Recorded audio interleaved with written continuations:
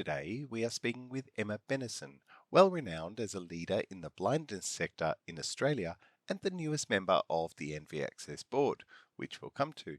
Welcome, Emma. Thank you. I wonder if we could start, please, with a little about who Emma Bennison is. Okay, sure. I'm a parent. I'm a disability advocate, have been for over 20 years, and I've held 3 CEO roles in disability related organisations, most recently Blind Citizens Australia, and I am currently the Chief Innovation Officer at Life Without Barriers, which is one of Australia's largest community service providers. Wow, that is a very impressive CV. Now, you have been a leader in the blindness sector for a long time. What have you found are some of the biggest barriers to blind users being able to access technology? Cost is one of the biggest ones, I think. There's often an assumption that, that people just have a spare couple of grand lying around. A lot of blind people in particular struggle with costs of blindness, and it's a particular issue, I think, because of the really high levels of unemployment in the blind community. We've got significant barriers to employment, and so yeah, it's a real challenge. I think the NDIS is having an impact on that, but the NDIS is not available to people over the age of 65, and blindness is an aging disability. I think the statistic is something like 70% of people who are blind or vision impaired are over 65. So it's a real problem. And I think the other issue that I see a lot is just people not knowing how to use the technology that they're given or that they have access to. And also, given the mobile nature of our lives these days, the other big problem is that if people want to install a screen reader on a different computer, a lot of times they have to be authorized, and you can lose authorization keys and all that kind of thing. So those are probably, I think, the biggest barriers.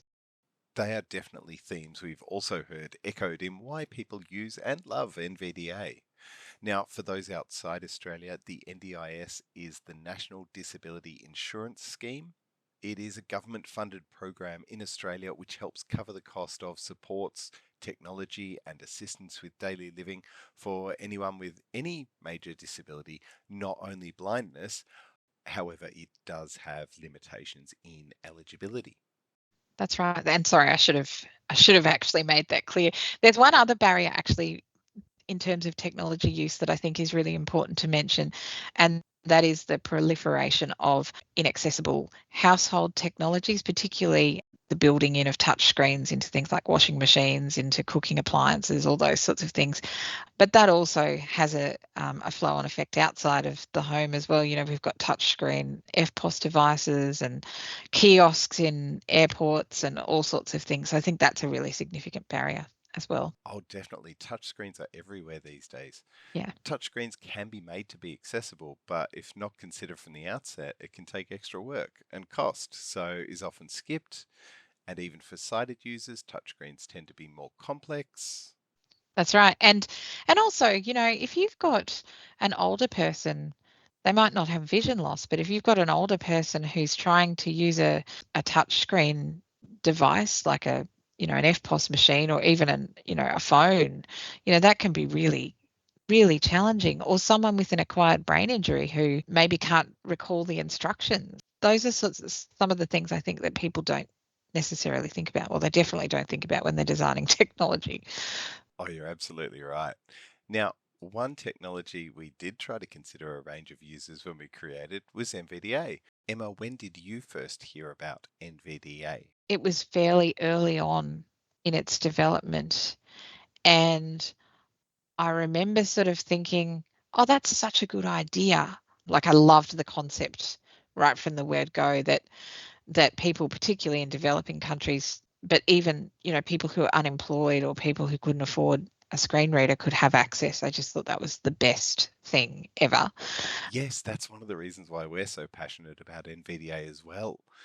When did you switch over to using NVDA full time yourself? So I think it was about 2017, and I was changing jobs. I was going to Blind Citizens Australia, and I was having a lot of trouble with getting JAWS to authorize. I kept losing authorization keys.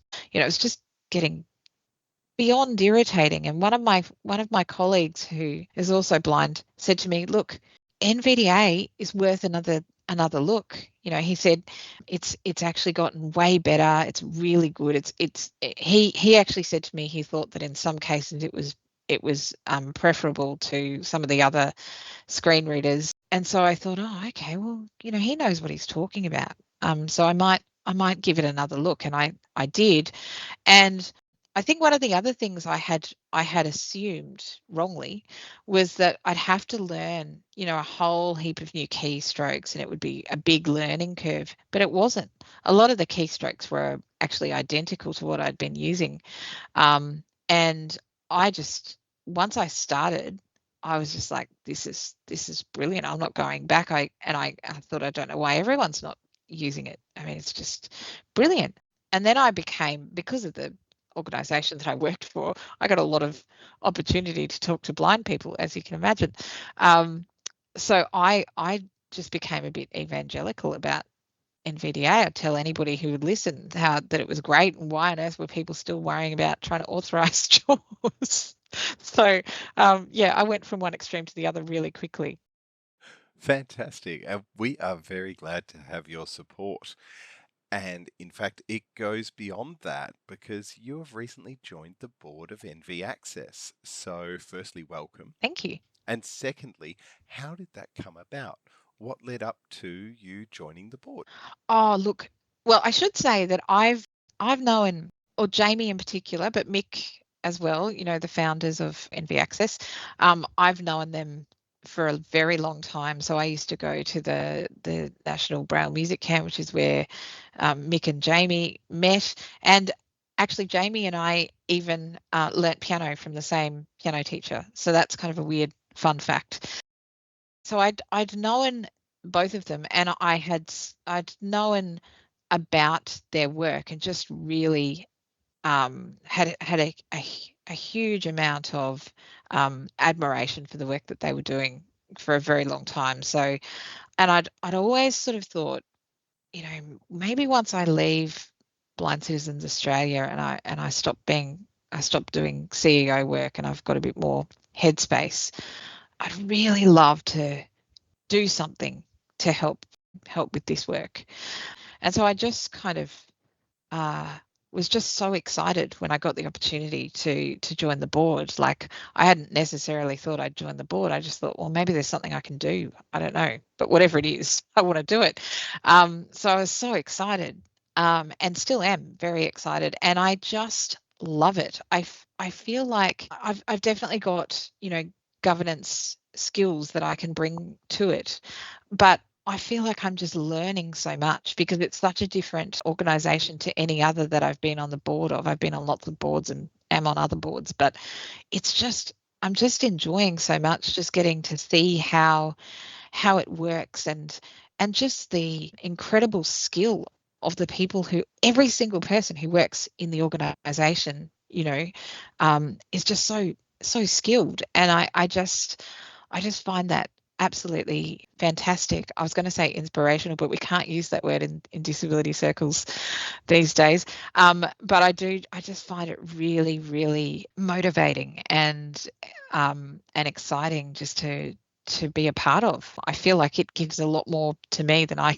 than I give to it. So yeah, it's fantastic. I'm really excited. That sounds really rewarding. Thank you. Now, NV Access is a registered charity in Australia, overseen by a board of directors, of which you are one. Now, for those who aren't familiar with that structure, can you explain, please, how does it work? What do the board of directors do? So the board of directors is very much focused on the strategic direction and governance of the organization. So governance being kind of having oversight of, the organization and making really key decisions about where the organization might be heading from a strategic perspective.